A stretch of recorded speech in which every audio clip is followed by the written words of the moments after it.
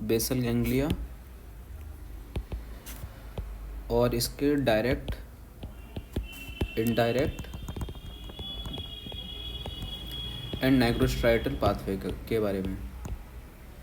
And बाद में हम इसी के थ्रू समझेंगे कि पार्किंसंस डिजीज़ के बारे में सारे कॉन्सेप्ट्स। सो सबसे पहले इसकी एनाटॉमी देख लेते हैं। सो बेसल गैंग्लिया की एनाटॉमी कुछ ऐसे है। ये हो गए थैलेमस मीडियली, यहाँ से हमारा जा रहा है इंटरनल कैप्सूल। ये हो गया हमारा लेंटिफॉर्म न्यूक्लियस दोनों साइड। इसके भी दो पार्ट होते हैं, बाहर वाले को हम बोलते हैं प्यूटामेन और इसे बोलते हैं ग्लोबस पैराइडस। फिर ऊपर से हमारा जा रहा होता है कॉर्डेट न्यूक्लियस ऐसे। तो ये इंटरनल कैप्सूल था, ग्लोबस पैराइडस हो गया, ये प्यूटामेन हो गया, ये है हमारा कॉर्डेट न्यूक्लियस।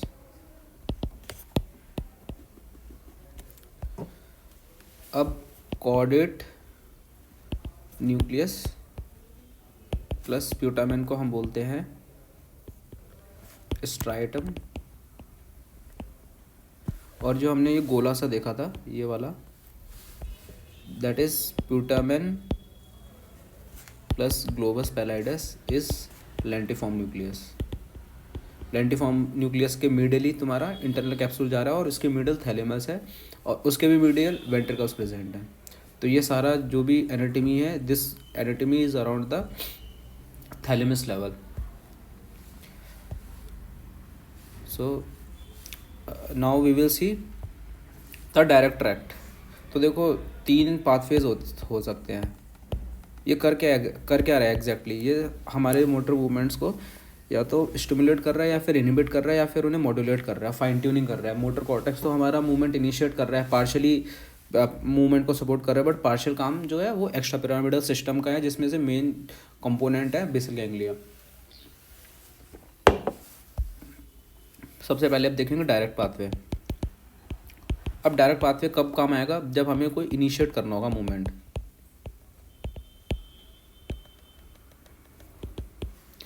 तो इसमें सब क्या होगा, देखो सबसे पहले ना बेसिक एनाटॉमी हमें समझनी पड़ेगी, sorry not anatomy, that's functionality हमें समझनी पड़ेगी बेसल गैंग्लिया की।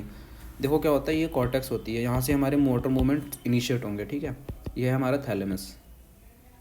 अब थैलेमस तो एक्साइटेटरी है फॉर कॉर्टेक्स, बट थैलेमस अगर ऐसे स्टिमुलस देता रहेगा कॉर्टेक्स तो अनवांटेड मूवमेंट्स होते रहेंगे। तो thalamus is under the control of inhibitory control of globus pallidus internus. तो कभी एक्स्ट्रा पिरामिडल सिस्टम को मोटर मूवमेंट इनिशिएट करना है तो थैलेमस एक्टिवेट होगा और कॉर्टेक्स को एक्साइट करेगा for initiation of motor movements. But unnecessary movement noise के लिए thalamus is also under the control of globus pallidus internus. Globus pallidus के भी 2 पार्ट्स थे, इंटरनस और एक्सटर्नस। इंटरनस वाला जो पार्ट है वो डायरेक्ट पाथवे में है, एक्सटर्नल वाला जो पार्ट है वो इनडायरेक्ट पाथवे में, जो कि हम बाद में पढ़ेंगे। अब डायरेक्ट पाथवे देख लेते हैं। देखो इसमें क्या कॉर्टेक्स है, हमें मूवमेंट इनिशिएट करना है, ठीक है। तो कॉर्टेक्स हो गई है, इसके बाद ये ग्लूटामिक न्यूरॉन्स के थ्रू जाएगा आपका स्ट्राइटम में। स्ट्राइटम क्या था हमारा, स्ट्राइटम हमारा क्या था, कॉर्डेट न्यूक्लियस था और प्यूटामेन था। अब स्ट्राइटम क्या करेगा, इनिबिट करेगा ग्लोबस पैराइडस इंटरनस। अब ग्लोबस पैराइडस इंटरनस का काम क्या था, इनिबिट कर रहा था थैलेमस को। तो थैलेमस अब इनिबिट नहीं हो पाएगा, कट लगा दिया मैंने। तो थैलेमस जब इनिबिट नहीं हो पाएगा तो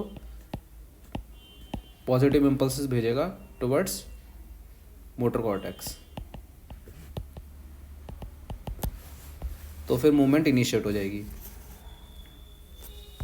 अब ये जो हमारा स्ट्राइटम है ये भी हमारा कंट्रोल होता है सब्सटेंशिया नाइग्रा से through D1 receptors.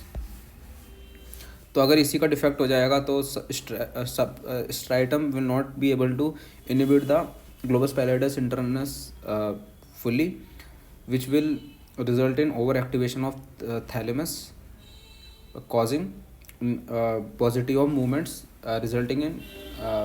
Resulting in Parkinsonism. अब हम देखते हैं इनडायरेक्ट पाथवे। इनडायरेक्ट पाथवे में क्या है, कॉर्टेक्स है, स्ट्राइटम को इसने स्टिमुलेट किया। स्ट्राइटम ने क्या किया, ग्लोबस पैलेडस एक्सटर्नस, अब यहाँ पे इंटरनस नहीं है, एक्सटर्नस है, जैसे गाबा न्यूरॉन्स के थ्रू इनहिबिट करेगा, ये होता है। अब एक्सटर्नस जो होता है वो आपका गाबानर्जिक न्यूरॉन से आपका सबथैलेमिक न्यूक्लियस को भी इनहिबिट करता है, और सबथैलेमिक न्यूक्लियस जो होता है वो स्टिमुलेट करता है ग्लोबस पैलाइडस इंटरनस को, और इसका कनेक्शन होता है थैलेमस से, और यही जाएगा हमारे कॉर्टेक्स में। अब स्ट्राइटम क्या कर रहा है, एक्सटर्नस को इनहिबिट कर रहा है। जब एक्सटर्नस इनहिबिट कर रहा है, इनहिबिट हो जाएगा तो सब थैलेमिक न्यूक्लियस को इनहिबिट नहीं कर पाएगा, तो सब थैलेमिक न्यूक्लियस ओवर स्टिमुलेट होगा, ओवर स्टिमुलेट करके ये एक्टिवेट करेगा इंटरनस को। इंटरनस जब एक्शन इसका बढ़ेगा तो ये थैलेमस को क्या करेगा, इनहिबिट करेगा।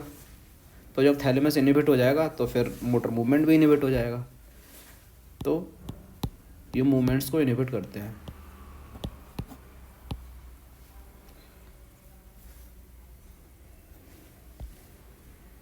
सो ये था डायरेक्ट पाथवे और इनडायरेक्ट पाथवे।